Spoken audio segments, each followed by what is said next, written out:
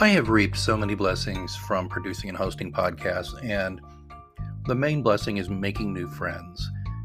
I've definitely enhanced my profit making and business prospects by doing a podcast, but it's when you meet like-minded people who you enjoy spending time with and talking with from all walks of life. That is one reason why I do podcasting.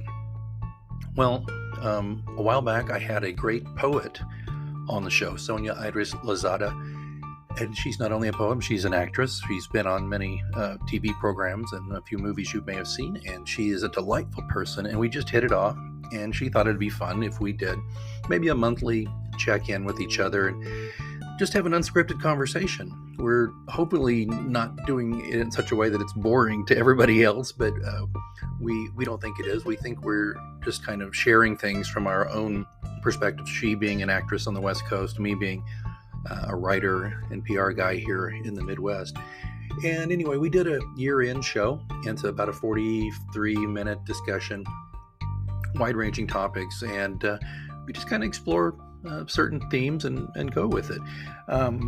Just thought I would share it with you. If you wanted to subscribe to it, there'll be links in the show notes. It's called Chica and the Man. She is a Latina, and and I am a male. So there you go. It's kind of a play on the name of a 1970s sitcom, for those of you who have never heard of Chico and the Man. But anyway, we having fun with it, and I thought it'd be great to share it with you. So give it a listen if you'd like, if you have a long hike in the snow here or whatever. But I just thought in between season 8 and 9, I had a few bits and bobs hanging around here that I thought I could share with you. So this is one of them. Again, this is me with my friend Sonia Lozada, and the program is Chica and the Man, and I hope you enjoy it.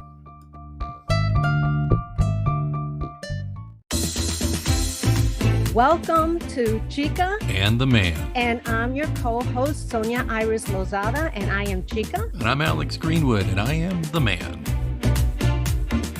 Hello, people. Thank you for joining us. I know that we've been quiet for a while, but this is Sonia, your Chica. Hey, and this is Alex. I am the Man. And it's good to say hi to everybody. Yeah. Boy, as John Lennon once said, life's what happens to you when you're busy making other plans. And then, of course, you add the holiday season into it. Yeah, there you go. But here we are. We're back now, though. So yes, we are. And this is our year-end episode. So we're going to talk about the good, the bad, and the ugly in our lives. And so we just wanted to say thank you for all the listeners for this year, and we're very grateful. My first question to you, Alex, is what was one of the favorite things that you experienced or happened this year? Well, there's so many things that I'm very happy about, but I did give birth to my 8th novel right after Thanksgiving, and it's the end of my mystery series, and I had a great book signing and sold some books and got a very nice Kirkus review, Kirkus, and they were congratulations. Thank you. I'm telling you. So Pilot's Faith is the book. It's on Amazon. Anyway, but I'm just saying that was great. That was a great capper, because that was a book that it was about 2 years in the making, and for a series that started almost 15 years ago. And now that series is basically all right, I've left the door open a crack, but it's basically done. But I'm very happy to achieve that and kind of get that. I've told you this before, Sonia. I often view being a writer like always having homework. And if you once you finish a book for a while, you know what I mean, you kind of give yourself a break. So I've got that. But what about you? What's good with you? Well, let's see. I am actually starting to write again. Yeah. And because I put it off, I just, I feel that I thought the pandemic wasn't going to affect me. And at first I really thought, oh, what a wonderful time. I get to stay home, not drive in LA traffic. I can work from home. And it was a time to reflect. So I reflected. Now I'm tired of reflecting. I just want to get on. It's like, I have gotten all my vaccination and my boosters, and I'm one of those people that they say were highly vaccinated because I got really ill. I did. They make me really sick, but they say your body's really fighting the virus. That's a good Same thing. here. Yeah. It was not a good thing when you're in bed for a couple of days. But I did that. I visited my parents. I'm working on my book. My style has kind of changed, which is kind of weird because I've always been like, I call myself the self-help poet because all my poetry is the self-help and acceptance and what can be. Now I still have that, but it's changed more into surrealism. Like what can be, what's out there, multidimensional things, there's so much we don't know. Mm-hmm. And so that's fascinating to me. I've gotten more into physics and studying things like that. So that's one of the favorite things. And one of the things that I'm very blessed with is that we have had some scares with my family in terms of my elderly parents being sick. My dad was told he had COVID, then he actually didn't. Oh. Which was good. It was a false positive. And I'm blessed that I'm healthy and my family is too. Yeah. I know you had to go to Chicago to see everybody, right? And Yeah. I'm glad you could do that though. Yeah. It was freaking cold. Yeah. You texted me from there going, I don't know how you do this. Oh, and I try to look for airfares because you're so much closer from Chicago and make me go for the day and come back that night. Yeah, yeah. Oh my God, it's so expensive to go to Kansas City. Well, we're that kind of town. We're a premium city. No, I'm just kidding. No, we're not. I think it's because we're not a major hub, right? It's Yeah, almost never going to be cheaper to stop here, I guess. I don't know. That was, for listeners who don't know, we've chatted about offline, Sonia and I, about, well, if you're ever heading this direction, if you're heading east, you might as well stop here and visit. And but of course, you're right. It's probably never going to be cheaper to stop here, but maybe, hey, here's what'll happen though, based on the news. Somebody will be unruly and cause a fight in the cabin of the plane, and they'll have to land here on their way to Chicago. And there you go. What do you think?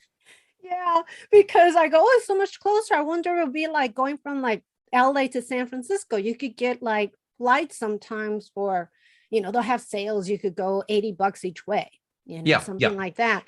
They do that. It's like $400 from Chicago to go see you round trip. Well, just so you know, they do, when things are more normal, there are those getaway fares that are really kind of cheap, like every now and then. But like I did one for $110 to go see my buddy who lives in Chicago from here a few round years trip ago. Or one way? That was one way, but that adds up. You're right. But I mean, compared to 400 or whatever, 500, but anyway, it was good. Well, anyway, maybe one of these days we'll figure it out, or one of us will just get rich and we'll send the jet for the other. Yeah, and the money wouldn't be a problem. There you go.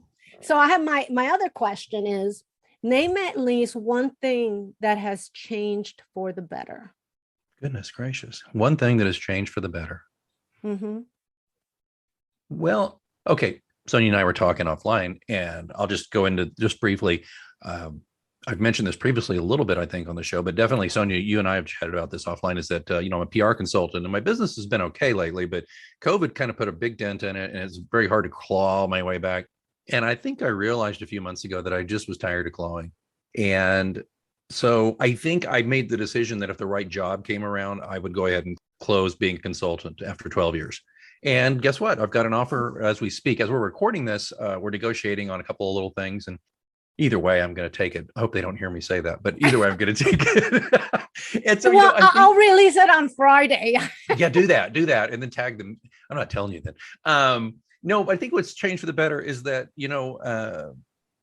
I've realized that it's okay, even in this my advanced years, that I can try other challenges. And I was despairing for a little bit that maybe because I was getting a few interviews, but I'd never quite got an offer. I thought, am I too old or too set in my ways, or they think I'm an idiot? You go through all that stuff that usually has surprisingly very little to do with you. Actually, when you don't get a job, it's kind of like you, as an actress. Sometimes it's not because you're a bad actress or anything else. It's just they see somebody who looks more what they think the part should look like or whatever. It's all these things, but we tend to internalize those rejections, don't we? Or at least I do. And anyway, but so what's changed for the better is that I'm quitting my job, which is my company, but I'm okay with that. I think that's going to help me not only financially, but also I think it's going to help me to perhaps achieve things on a steady, regular basis, and earn my my paychecks and work for somebody who's going to say, this is good, or this needs work, or whatever. Because I think for the longest time, Sonia, that perhaps when you're your own boss, and you know this as well, but you kind of miss having somebody, a client will tell you things, but it's a little different. You kind of miss, though, just kind of knocking things out of the park at work and getting recognition for it and feeling good about it and that kind of thing. So that's, sorry, a long-winded answer, but that's where I feel on that. How about you? What's changed for the better? Well, and this one's more like an introspective. I decided to let go. Now, letting go of possessions is easier to me than letting go of people. But I realized that I need to get I don't know why I can't say toxicity. Toxicity? What are you talking about? What's toxic? Possessions? Oh, no, just people and things and possessions. I'm like a therapist. People tell me everything. And sometimes, and I know that's my nature, so I'm not fighting that. And I actually enjoy people opening up to me. But I find that I have had, because of that being my nature, that I also attract people that just want to constantly dump. To me, that's toxic to my own well-being. So I'm still going to keep my nature. I mean, if I don't listen to people, that would be fighting my nature. That's a whole new thing that would start. But I'm letting go of thinking that I have to help everybody. Oh, good. Yeah. Yeah. Because you can't. And if you're trying to help everybody, you're no good to anybody, because you can't. No, you're exhausted.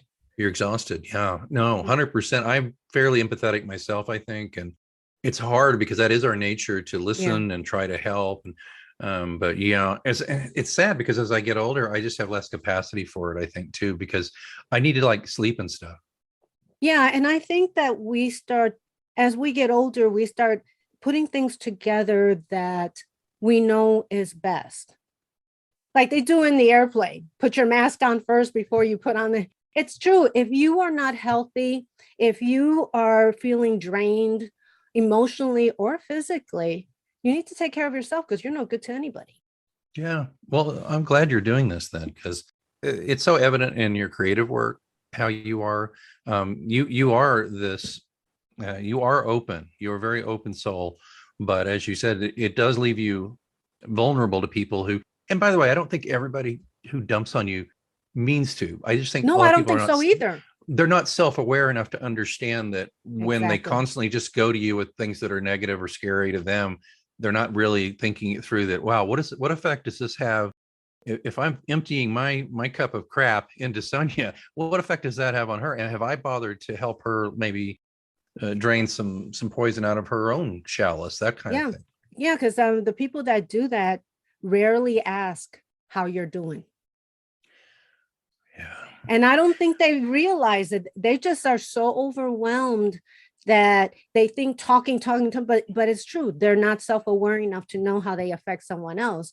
Or I don't think they understand that everybody has problems. And just because I'm not dumping on you doesn't mean I don't have them.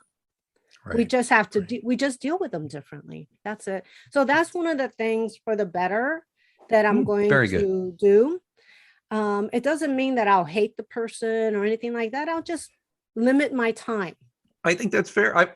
Listen, if all I did was dump on you, I would expect you to keep me at arm's length. I would expect that, Of course, you and I are enough friends where you could just say, dude, seriously, it's not all about you. Okay. You think you're the man, but take it from Chica. You are not always the man. I know. It's funny how we get together once a month and we talk about everything in our lives. And I don't think we put any blocks in between. I think we're like our own little therapy session here. I know. It's kind of odd though. And it's one of the conceits of this podcast is the fact though that I do think people like us, maybe people of other stripes, you find people who are like yourself and connect. One thing I think it's great about, here I am talking like we're so great, but let me just say this. One thing I think is great about both of us in that regard is just that we are both open people, and we're unafraid to at least in the beginning, I think, open ourselves up and say, hey, this is me, this is what's going on here. And then when you realize, okay, Sonia's cool, she's not a jerk, she's not going to take advantage of me, then we'll be friends. And that works out. Because you learn pretty quickly who the people are who are just looking for a dump truck. Or just looking to, and I don't think the sad thing is, I don't think they really realize it. No. No. I mean, I've dated so many people like that, and I think there have been times in my life when my life was really awful that I was probably that way to a degree, but temporarily. It wasn't a way of life. Right. No, I think we all have. We all, I've been told in the past as I'm dwelling on something and didn't realize I was dwelling on something. Yeah. Dwelling and ruminating. Those were, I do that a lot. And if you can't do that, you can't move on. Because it's like a record. It keeps repeating, and then you start believing it. So let's see. What lessons have you learned this year? What not to do? That could be two separate questions, but do a podcast with somebody in California, because it's a 2-hour difference in time. And I'm more of a morning person than she is anyway. No, I'm just kidding. That nude layout I did. No, I'm just kidding. That actually worked out. I look great. It's very tasteful. No, so what was the question? What have I learned not to do? What lessons have you learned this year? And second part is what not to do or what to do. Okay. All right. Here we go. Okay. Through my other podcast, I, as you know, Sonia, and I'm not going to go too deep into this because this is but I almost said no to a guest on my other show because it was an author and he did a certain type of fiction that didn't interest me. And I was feeling very run down because I agreed to do too many shows. I mean, I did 62 shows on this show last year. That was ridiculous. It's stupid. I know, I'm an idiot. But I was starting to tell people no. And then what happened with this one, long story short, and I'll just leave it here for now. We can talk more about it later, maybe if things come to fruition, but I got a really nice payday out of it. I got a nice job out of it. I mean, he became a client in the very best possible way for me in every way. He's great. And it was purely because he really enjoyed speaking with me. And I actually enjoyed speaking with him. And we've been working together for a couple of months now. And it's great. So learn to say yes, but also learn to say no. So I've learned the reasons to say no are not because necessarily you've overextended yourself, or whatever. I think you learn to say no when you're pretty sure it's going to be harmful to you or it's just going to exhaust you further. But I don't know, maybe I'm not making sense, but I think I've learned you got to say no to keep your sanity, but just make sure it's not a blanket rule. Let your gut tell you every now and then. Because I ended up deciding to go ahead and do the interview. I had no reason to do it other than the publicist was really hitting at me about it. Says he's great, you'll love him. And I was like, why not? I had nothing to gain by it other than an extra interview on my show. Why not? And look what happened. So I guess that's not very clear, but I guess I learned to say yes and no judiciously. Basically, what I'm getting from that is that follow your gut. Because you know what? If you follow your heart, because there's so many times that I'm like, oh, I don't want to do this. I don't want to do it. And then I go, but it came my way. Why don't I want to do it? I'm one of these people that make lists like pros and cons because I want to see right in front of me what is good about it and what is not. And sometimes I want the pros to win and sometimes I want the cons to win. And it's the opposite. I'm like, oh, damn, now I have to do it. Because I made a promise to myself that I'm going to weigh it. And sometimes it's a learning lesson. Sometimes it's a lesson that's coming your way and you got to be open to it. Yeah. Okay. Yeah. Well, so So what about you though? Is that what was something that you picked up this year? Let me see. Oh, well, the lesson is that I cannot help people if they don't want to be helped. Well, that's right. That's right.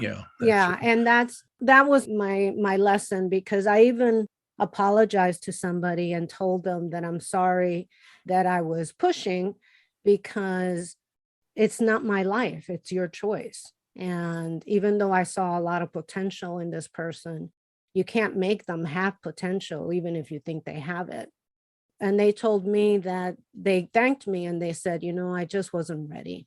I have a friend. She's a client, but actually a friend more than a client, or she was a client. She gets these opportunities thrown at her, and she kind of panics a little because it pulls her a little bit out of her comfort zone. I almost said pleasure zone. I thought, God, what am I thinking here? Because wow, yeah, that would not sound right. don't tell her I was thinking about her pleasure zone. No, and she calls me, and of course my thought is let's, and I mean this in the nicest sense of the word, exploit. Let's exploit this opportunity. Let's make some money. Let's make this grow. And I'm like, I would do this, because she made the mistake of asking me this question: what would you do, Alex? Well, here I go. And I go for like 15 minutes and I do this. And then she's like, oh, and she freaks out. She's like, I can't do all that. And I'm like, well, okay, I'll help you. And long story short was just that she was so apprehensive about all the potential for it. She said no. She just didn't do it. She had this great opportunity. Yeah, sometimes it wasn't. I'm sorry to interrupt you. It wasn't going to like change her life, but it was going to add dimension to her business and make her a little bit of money. She just froze up, couldn't do it. Yeah, if you feel insecure, you don't feel you're going to do a good job anyway if you're insecure about it. Right. Yeah, especially in your pleasure zone. Comfort zone. Comfort zone. Yeah, because I have, and I hope my boss doesn't. He goes, well, he'll know if he ever listens to my podcast, which I don't think he does. But I've had like 4 job offers. I don't doubt it. Yeah, and they've been, well, you know what? When I was unemployed, nobody was offering me anything. That's how I got in debt. Was I had to live off my credit cards, and I hated every minute of that because they were at zero balance, and they're not at zero balance anymore because the pandemic came right after that. So, we've all had financially hard times during the pandemic. I think some people panic more than others. I mean, It was funny. I don't know if I ever told you that I was calling in the beginning of the pandemic. People were, a lot of companies were allowing you to pay things they would lower your interest or all of that. And I called one company, and the guy goes, God, you're awfully calm. I'm like, okay, if I came to you and I was really upset, is the answer going to change? He goes, no. I go, then why am I going to be upset? I can't change it. But I guess he came across a lot of people calling in sheer panic and upset. Sure. And then I come along and I'm like, what can you do for me? I know that you're doing this and that. Can I apply for that? And then they said, yeah. But it was one of the things is like he said to me, you're so calm. Yeah. Well, you can't change what is happening. It's how you reflect, how you act with it.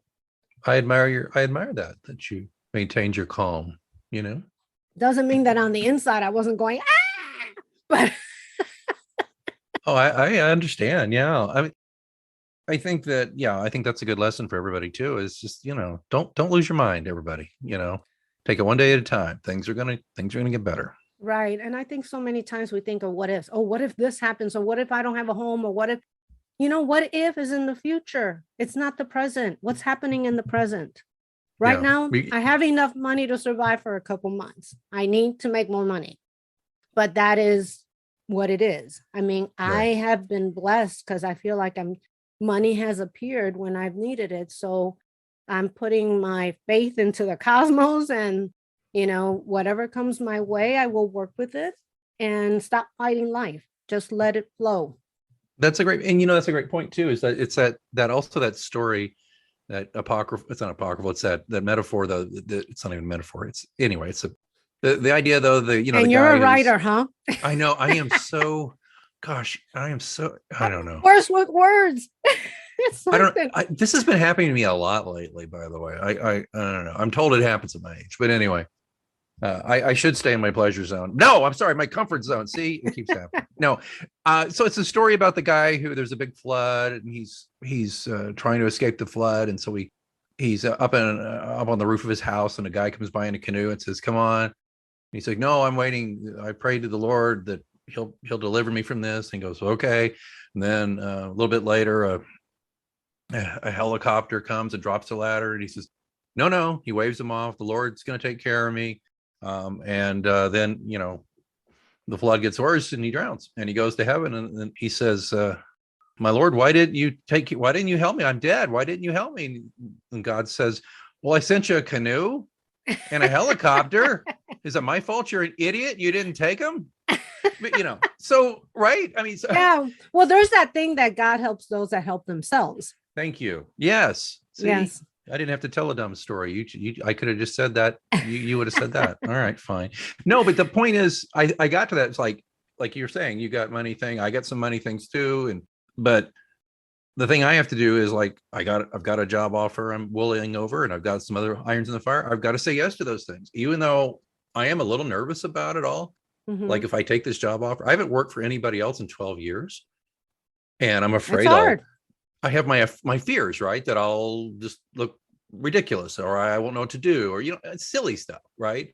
Or it'll take me out of my comfort zone. It'll take me out of the routine I've had for 12 years, which I've grown quite accustomed. And I know you and I are similar in that regard, mm-hmm. right?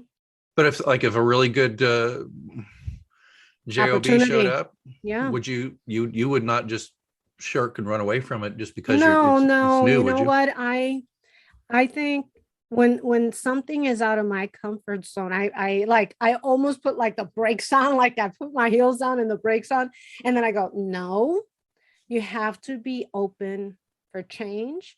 You have to be open for growth. Yeah. So that's where I do my pros and cons list again. But I keep my options open. Anything that takes me away from the things I love, which is my writing and, the artistic things I like to do. But what I found after many years of working on my own business is when I went and worked for someone else, it was really nice to have all those people at work and talking with them and bouncing ideas off of them. It was just nice because I was used to doing everything by myself, that now I didn't have to do everything by myself. I had help. Right. Well, I said that I did my other podcast, the PR After Hours, is the one that's probably going to take the hit when I take this position, because something's got to give. But I said that in my final episode of the year for that one. I just said, when you go hunting for the game, you bag the game, you skin the game, you cook the game, you eat the game, then you start over the next day, and it's all you. It gets old. It gets hard. Difficult, and especially if the game is pretty scrawny, you're not getting a good meal out of it, which is where I've been past couple of years. So mm-hmm. The idea, though, of just knowing I'm going to go to an office or a virtual office or whatever, and here are my tasks that I'm responsible for, right? That's it. Yeah. Clock in, take care of those tasks, clock out, and you have your life in the evenings and weekends. But also, like you said, have the camaraderie of other people, because we're both looking at each other here on Zoom, folks, and you're missing out because she looks stunning today. But Thank you. we're looking in our little offices, right? Yeah. You know what? If we're just in here, even though we have the option to Zoom with people, it's not healthy. Humans need other humans. Yeah, and it's funny because I really feel you need the essence, like the energy of people. We feed off that energy, and I don't think that. I mean, it sounds like, new agey or whatever, but it's true. You can sense when someone walks in the room and they're angry, or when someone, mm-hmm. without them even saying anything, you could feel it. And I think you can also feel when people are joyful or are willing to work together, and there's a good camaraderie. How do you say that word? Camaraderie. Thank you. Camaraderie. Yes. Yes. So I think that's important, but I could do that once every 2 weeks. I don't need to be in the office every day.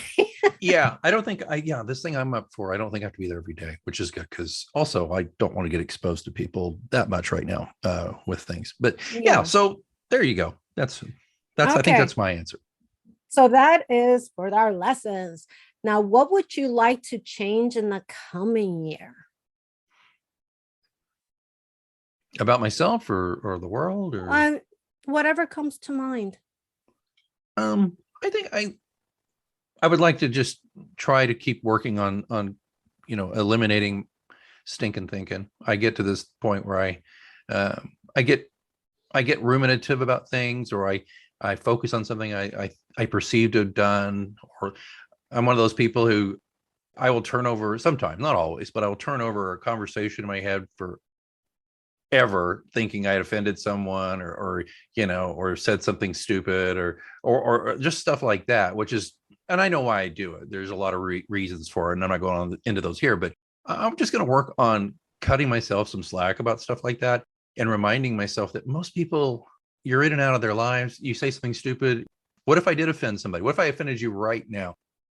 You know what? Probably I'd call you on it. You call me on it, and then by the next time we spoke, unless it was just really egregious, you would have forgotten about it, or don't care, whatever. Yeah. But I think I'm going to work on reminding myself that you're human, and you're not always going to get things 100% right. But that doesn't mean that you need to set up your own mental torture chamber to make sure that you atoned for that sin. How about that? Yeah, that's a good one, because it reminded me of Wayne Dyer. I saw him give a speech, may he rest in peace. And he said, stop thinking about what you think people are thinking about you. They don't have that much time in the day, I'm paraphrasing, to give you that much time. They have their own lives. So they don't really think about you. Yeah. Some people do, though. Some people are obsessive. Let me see. I put keep improving myself. With health and fitness, because I've gotten very much in the last couple years, and I would say the last maybe 7 years, of doing the meditation, of really working on my soul and my mind and all of that. But I've also let go of my good eating habits and exercise. And so I used to work out every day. I used to eat super healthy, and I was 20 pounds thinner because of it. So I am going to do that because my body felt better.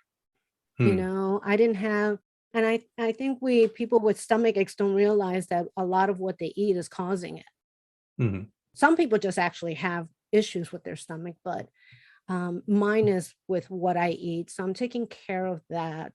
Let's see. What else did I put?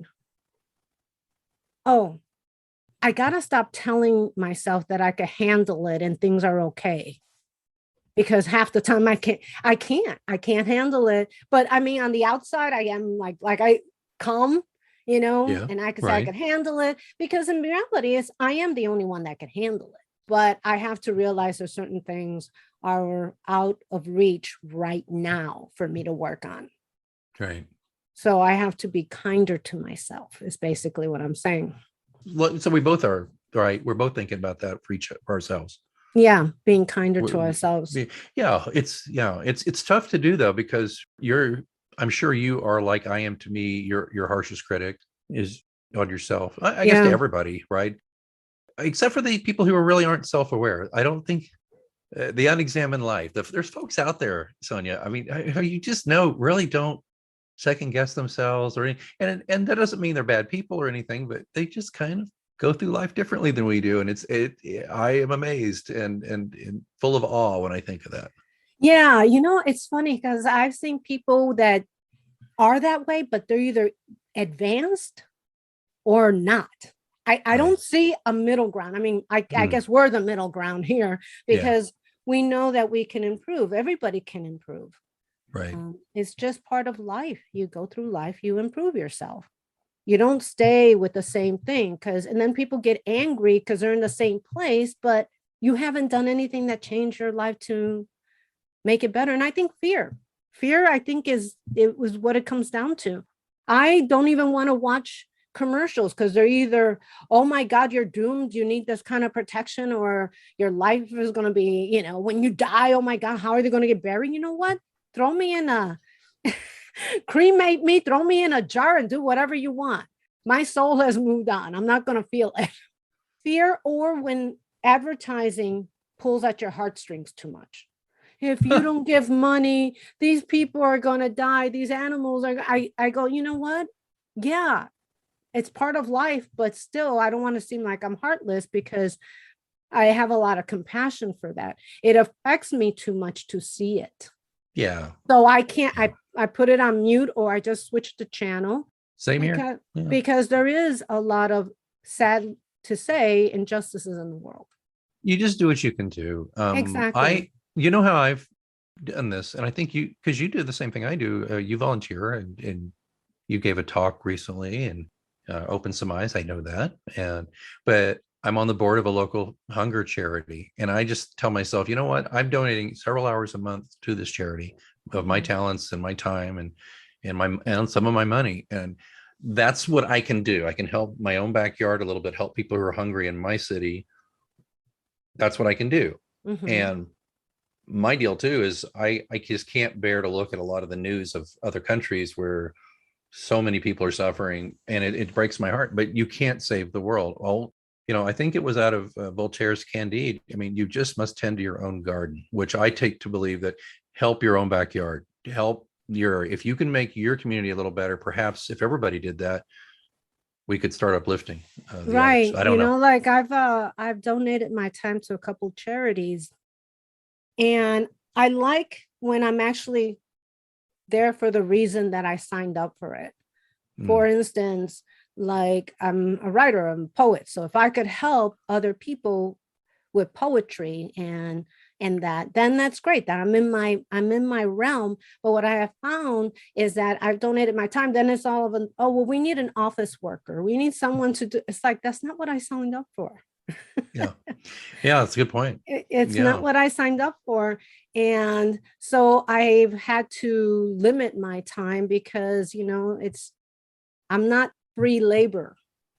Yeah.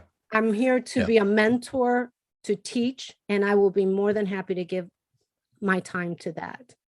Because if I feel that I'm making a difference in someone's life, that I could better their life, then that's what I really want to do. I don't want to do office work. I got enough office work to do here. Yeah, absolutely. I'm the same way. Okay, and actually that was almost the last one. Oh. One of the things I like to change in the new year is I was a singer for a long time. I think I miss it. There's just something about singing that is so soulful and it releases. So I'm going to get back into singing again. Just for myself, just as a therapeutic thing. It's very therapeutic for me. Good. Well, it's okay. I'm hearing you're going to meditate and do those things. You're going to work out. You're going to sing. You're doing all these things that are healing and necessary for you and your positive growth. I think that's fantastic. I like that. Well, I've been meditating for many years. Right. In fact, I got to the point I used to do so many guided meditations, and I'm like, no, I don't want to hear guided meditations. Now I just play the music and I do my own meditations. Well, you've reached a higher level of meditation skill then, because I mean, if I tried it, I got to be guided because I can't turn off the hamster wheel. I'm very bad at that. Yeah. You know how I got over that? Your mind is always going to go off on to-do lists, on all of this. So not to fight it, because it's going to do that anyway. Put yourself in a place you want to be, at the beach, in a forest, in a meadow, in the ocean. My pleasure zone. Yes, that one would actually be pleasure zone versus comfort zone, because you want to get out of your comfort zone. Something that does give you pleasure. Like, we look at nature. Nature is so healing. Mm-hmm. I have to put myself, and I love trees and forests. So that's where I put myself. And if I could actually visualize, and you're a writer and you know how to visualize very well if you're a writer, just put yourself there. Sometimes I put myself so much in there that I can actually, my other senses go in because you have memory. And so you know what a forest smells like, and you know what it sounds like. And so when you get into that deeper meditation by looking at that, then your monkey mind doesn't take over. Yeah, the monkey mind. The monkey mind.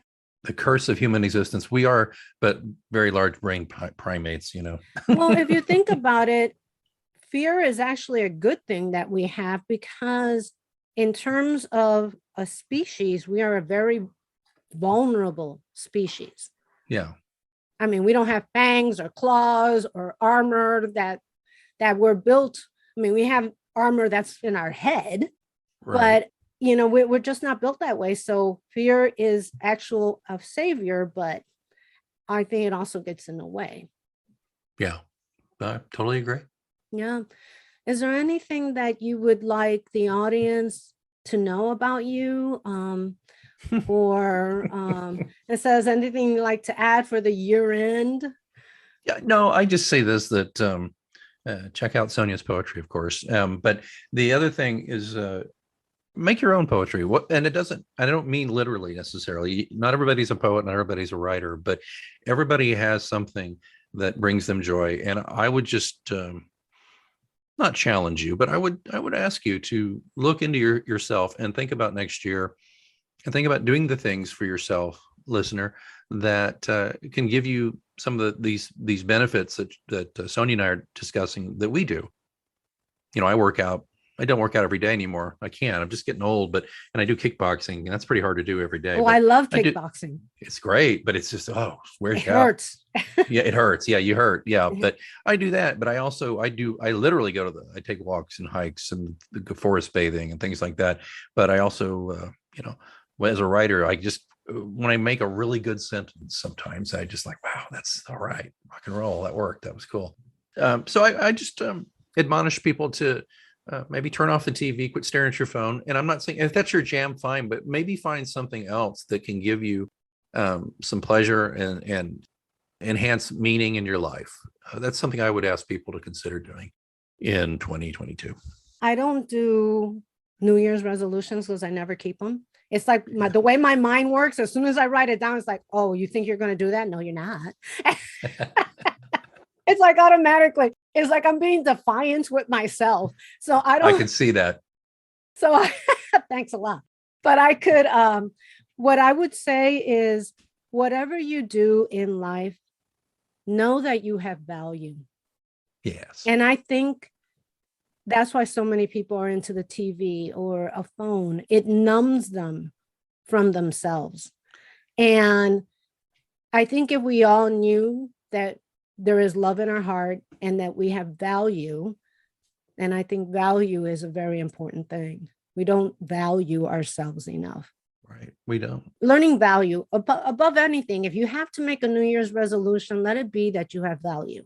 Yes. And I think that's a theme we've had today unintentionally, though. We're just talking about maybe getting off our own backs. Don't listen to the monkey brain.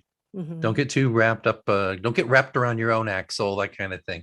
I think it's good advice. It's not something that's particularly profound. It's just stuff that, I don't know. I've been knocking around this planet for a few decades, and it's just what I've learned. And I think Sonia agrees, and she's learned, Yeah. But if you're out there and you're questing and you're struggling, just take a moment and look around you and think about, maybe do what Sonia does and make a list or two of the things that work for you and the things that don't work for you. It's kind of, I think it's a side benefit of being writers, is that we put so much on paper. It does change the way you perceive things. If you were to let's talk about that hamster wheel for a minute. Like sometimes I get hung up on thinking I did something silly or wrong, and people are thinking about it. But I have found, though, that when I will just take it out of my head and talk to somebody, that's helpful. But even just taking it out of my head by writing it down and then putting it aside and then coming back to it after you go have a sandwich or something, and you're looking at it and you're going, oh, geez, that kind of, you look at it and you think that's not such a big deal, Exactly. Yeah, so I've done that where I do a what if. You just had a conversation with someone, and then you go, well, what if they do this? And you're working yourself up for something that hasn't even happened. Right. And probably won't happen. And won't happen. And I have told myself, stop. This is not even happening. This is all stuff I'm making up. Right. And sure enough, it wasn't even an issue, Yeah. So I have told myself, stop. Write it down, because writing things down. And if you're afraid that someone in your family or your loved one is going to see what you write, I have a ritual. And this does not mean to burn your house down, but I'll just take it and whatever I write, if I never want anyone to see it, I'll just burn it over the stove and put it in a potlet and just see it burn. Or you could even create that in your mind. I have a meditation on Insight Timer called Letting Go with the Four Elements. And that's what it talks about. It talks about walking barefooted on the ground. That's your earth. The rain coming, the wind, and burning. I let go with love and acceptance, I think is what it says. I don't remember my own meditation, but it's letting it go, but with love, not with hate. Because if you let it go with hate, you're not letting it go. Right. Yeah, you're not. You're not letting it go. No. So this is it for our year-end episode. And guys, we are going to do it on a monthly because Alex is getting really busy and I am too. Join us sometime in January for our next episode, and we will continue on what is going on with us. Until then, many blessings, and I wish you a lot of value in you and your family. See you next year. Bye. You've been listening to Chica and the Man. I'm the man, Alex Greenwood. And I am Chica, Sonia Iris Lozada. And we'll catch you next time, right here on Chica and the Man.